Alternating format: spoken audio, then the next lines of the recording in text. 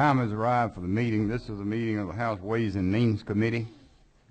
We're here to consider House Bill 319. It was in the ad valorem subcommittee, Chairman Harvin. And Chairman Harvin, my understanding is that your committee reported this out with a recommendation of due pass. Is that correct?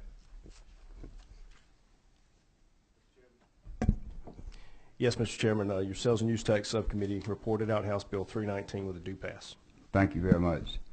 Members of the committee, what you have before you, or what we will be speaking from, is LC 34-3221S. That is a committee sub, and let me point out to you on page 1, lines 18, 19, it has simply to do with correcting a date that was incorrect. That's the difference in the committee sub and the sub that came out, and the bill that came out of Chairman Harvin's committee. Representative Stevens, to explain the bill. Thank you, Mr. Chairman. This bill is again one of those, as you might know, we have sales tax exemptions that sunset after every 2 years. This one sunsetted last year. Had a problem getting our fiscal note in. This one is a lot of what's in here is welfare to work stuff. It's this is the good kind of stuff that we do in the state. And I'll just go very quickly, if I may, Mr. Chairman, through each section. Section 1 has to do with the sales tax exemption for the federally qualified healthcare centers, where member associates of the federally qualified healthcare centers, also known as community health centers, these organizations would be exempt. Section 2 is the free clinics that we've got in the state of Georgia, where we've got 94 medical and dental clinics across the state, varying in size and scope, that serve about 1.9 million of the uninsured. And it's, of course, not fair, of course, to place a sales tax on these particular people. Section 3 has to do with the Georgia Food Bank Association, where we've got 7 regional food banks with more than 2,500 partners and agencies and pantries that serve our food banks in places like Athens, Atlanta, Columbus, Augusta, Savannah, Albany, and Valdosta. Section 4 and 5 are primarily clarifications. Currently, these two sections has to do with, first one is prepared food. If a restaurant wants to donate prepared food to the homeless, they are taxed. This just clarifies. And the same thing with Section 5 for natural disasters. Where there's donations, there would be no tax on these particular items during a natural disaster. Section 6 has to do with our great Goodwill Industries of Georgia that provides up to 24 job training skills, probably the best welfare to work scenarios that we've got. 27 job training sites that operate regional centers, and we won't even talk about the tons of landfill that the Goodwill keeps from filling up every year. And Mr. Chairman, that's essentially where we are. This is not a new bill. This is just an extension of the sunsets for an additional 2 more years, and I'll accept any questions you may have.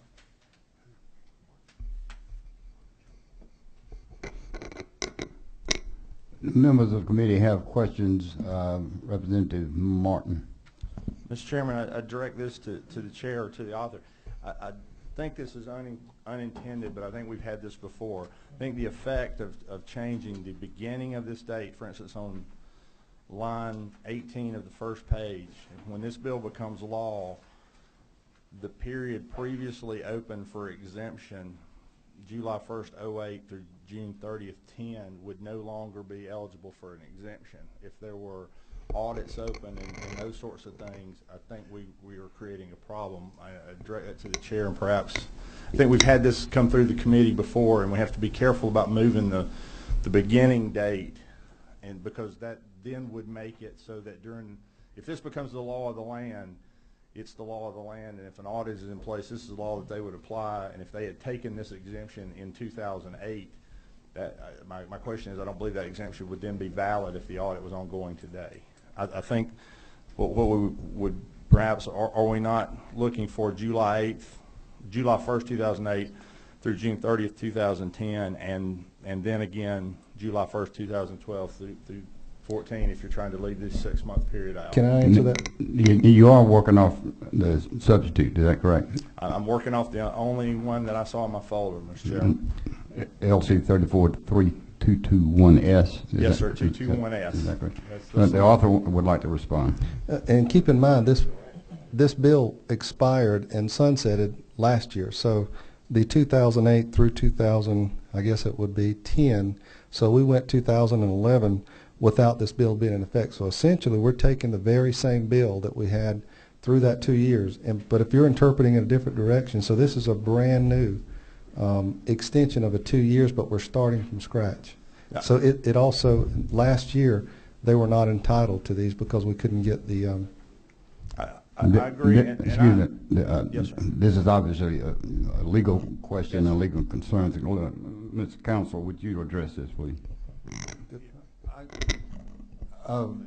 Representative Martin, I understand your question, and it's a very good question, but this is a little bit of a unique situation, and as Representative Stevens just explained, there's a gap between this exemption had expired. I understand. And with by changing that, by leaving the beginning date, it would appear that the exemption was from whatever it was, July 1, 2008 through December 31st, 2014, which led to the question, would we then be giving that exemption or asking for refunds for, people would be asking for refunds for purchases made during the period when this exemption had lapsed. So in order to avoid that, because you would be giving them basically retroactively, which might not even be constitutional to do that, a benefit that had, and to address your point directly, if there were an ongoing audit, et cetera, going on, the IRS, whoever the DOR, would be required to apply the law in existence at the time of the transaction, not, they wouldn't jump forward to the laws that exist in 2012 to a transaction that had a different law that applied to it in 2008, 2009, 2010, for example. I'll certainly, okay, Mr. Chairman. Yes, sir, you may. I'll certainly yield to the learned legal minds. I just know in the past, when these have come before us, we have been careful not to, and I understand there's a gap here. I'm clear of the difference here, but I'm also, I am concerned that we are bringing up a convoluted situation such that when this law passes and becomes law and goes in the Code of Georgia Annotated, that there's not a note that said there used to be an exemption to 2008. So if you get a state auditor that looks at current law, they're not going to look at what the law was in that particular time. They don't keep all of those laws. I think we're building ourselves a problem here. That's another good point. And as a matter of fact, in the official Code of Georgia Annotated, there will be a note that says something to the effect of the 2000 amendment changed the wording in blah, blah, you know, in subsections 2 and 3 from this to that. Prior to that, it read such and such and such. Or there will be a trail that anybody who's interested in such a thing could follow it back from the day it was first enacted.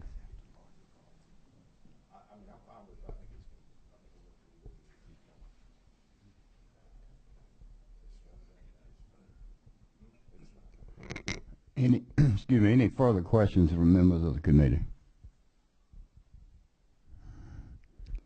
Seeing none, what's the pleasure of the committee?